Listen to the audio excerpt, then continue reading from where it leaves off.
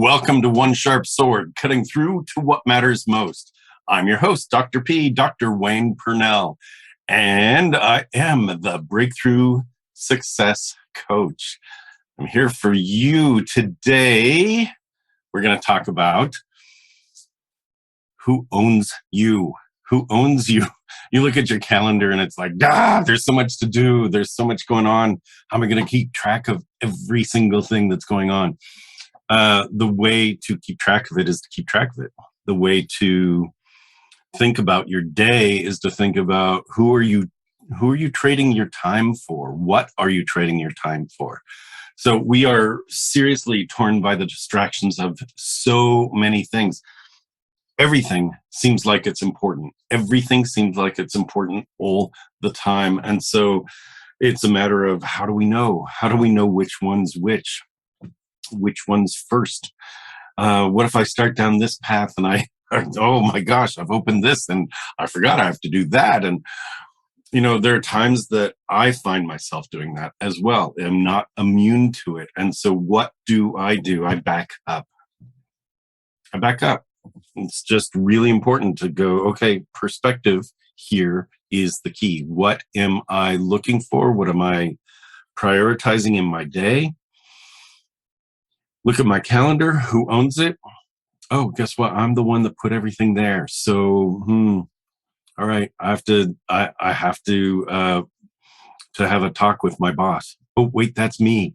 So seriously, look at what did you do to your own calendar? Now, if you're working for a company, obviously there's a period of time that you are doing company stuff. I am working for my company. And everything I put on my calendar is important. Everything I put on my calendar is deliberate. That includes breaks. That includes running errands. I have important client calls that I do. The VIP clients that I work with, they matter so much to me. And so I make sure that I'm not rushing to get to their calls. I make sure that everything is prepared. I build in prepared time to prepare. I build in time to go through my notes afterwards.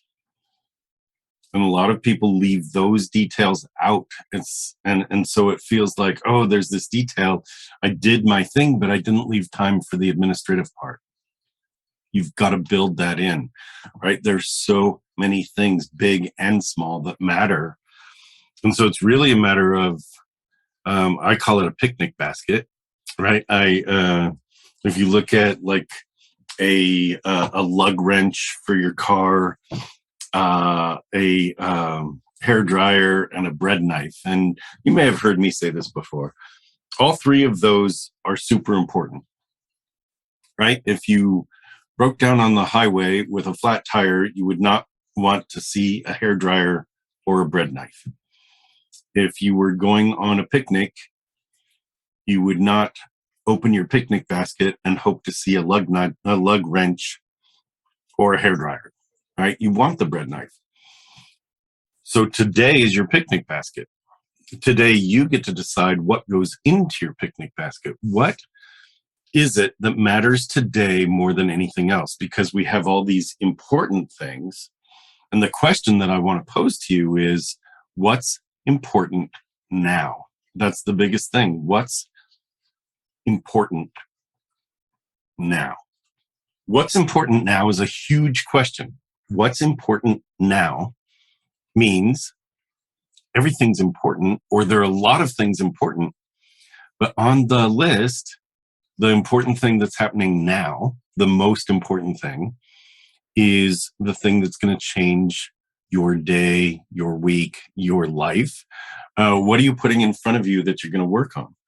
Now, years ago, there was a president named Eisenhower that developed this grid that Stephen Covey made really famous. But the grid is actually attributed to Dwight Eisenhower. And that was the urgent, important grid.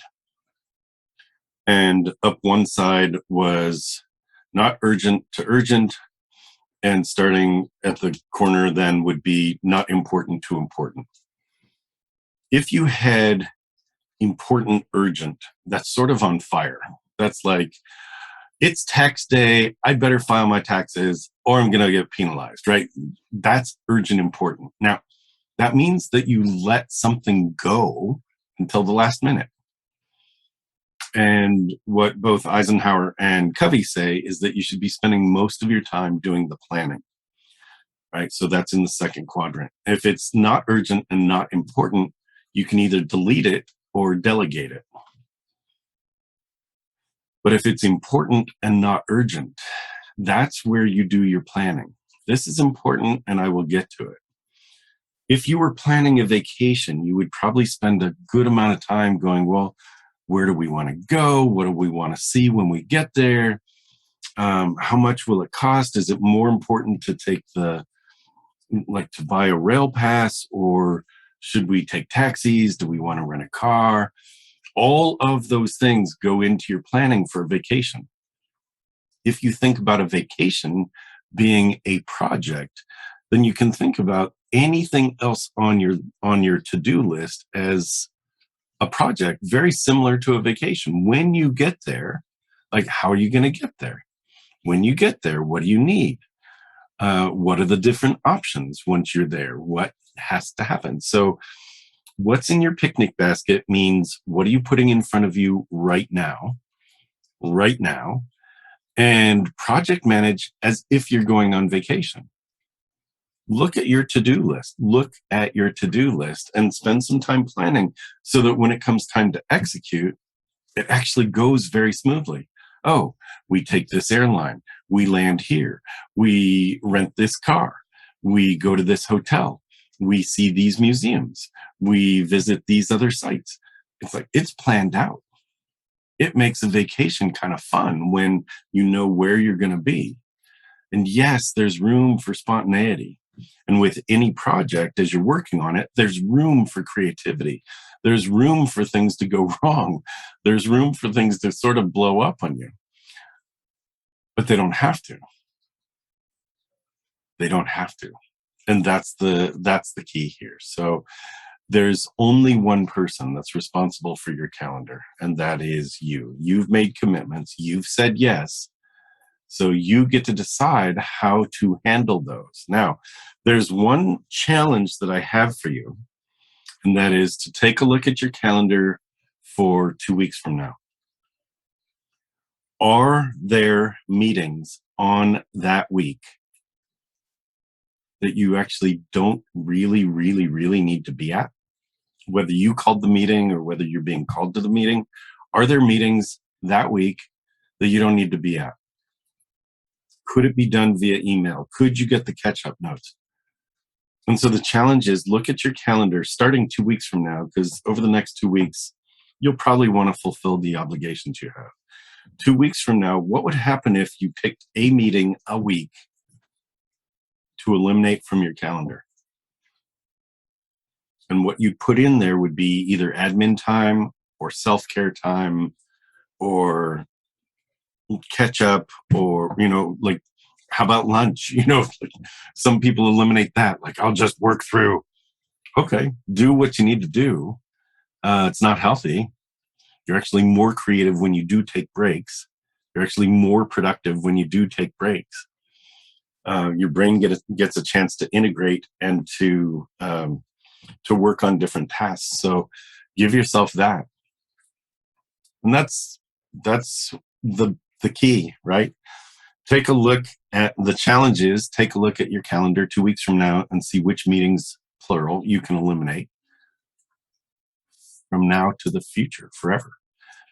It doesn't belong in your calendar unless you say so. And then the other thing is, look at each of your projects, plan for them, plan for them.